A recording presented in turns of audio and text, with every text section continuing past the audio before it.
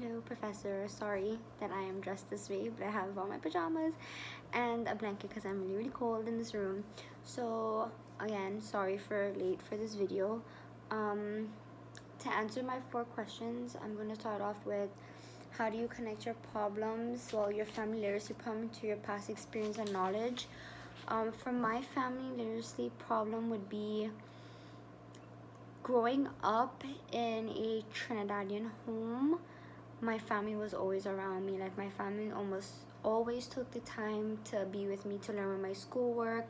When it comes to education, they will sit down there when they have free time, and also when I had to do stuff right away, they would sit down there and help me learn what I had to do. Everything I've learned in school that same day, I would have to come home and I'll have to practice it with either my mother or my father. As in my friends, how I compare how I grew up as a child and how my friends grew up is like their culture is totally different to how my culture was. Because in my culture, my parents didn't own a business, so of course they have people to help them out and work for them. With my friends, they weren't fortunate enough to do that.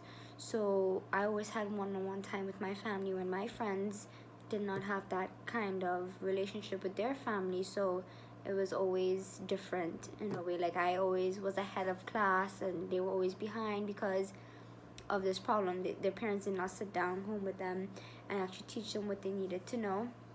So that's a past experience, and to my knowledge about that. Challenging time, what you agree and disagree about, and this is my time to speak. When it comes to, I'm gonna start with culture. I find that culture is really important when it comes to a student, because as I said, I came from a Trinidadian home and my parents were always there for me. With other cultures, not some of them aren't fortunate enough to be like some Trinidadians. Some of them only stick to one thing, as in, like, if this child is American, right? She only knows American stuff. She only grew up with American knowledge. That, to me, I think that student should be able to explore and know about other different cultures, like any normal person. When it comes to family literacy, um, I think every student, I always put this in all my assignments, every student needs to have one-on-one time with their parent. I don't care what their excuses. They can make up, parents can make up all the amount of excuses they want in the world. I think spending one-on-one time with your child is very important, and if you don't realize that that is important, then making money is not important. Well, it is important to have a roof over your head, yes, but at the same time, you want your child to be successful, and you want your child to be ahead of the game, and understand stuff and know stuff and have knowledge. And that comes all out with parents. That has a lot to do with parents, because if the parents aren't there to help a child out, what's the point? What do I agree with and what do I support? I support culture 100%. Culture and family literacy is two different things, yes, but learning about different languages, learning about what other people learn, how other people learn in different countries, how we learn in America is totally different to how people learn in Africa.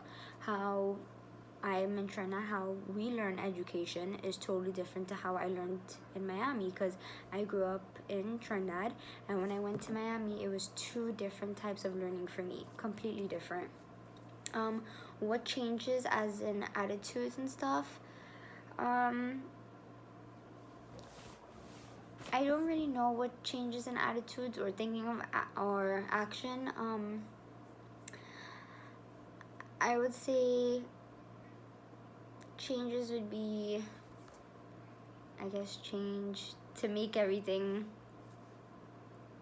not to make everything, but changes as in what we could do together, as in with cultures, as in people, to make that big change to help students out with education, to help different students out in different countries with their culture and how they learn, and that's basically it.